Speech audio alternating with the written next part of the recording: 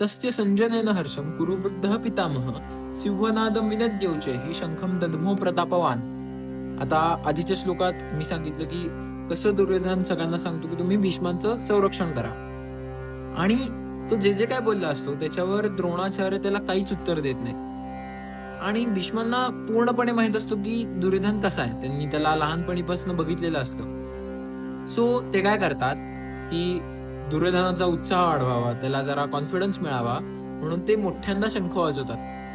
श्लोकात mention केलं की ते सिंहाच्या गर्जनेसारखा शंख वाजवतात. त्यामुळे काय होईल की दुर्योधनाचं मनोबल वाढेल.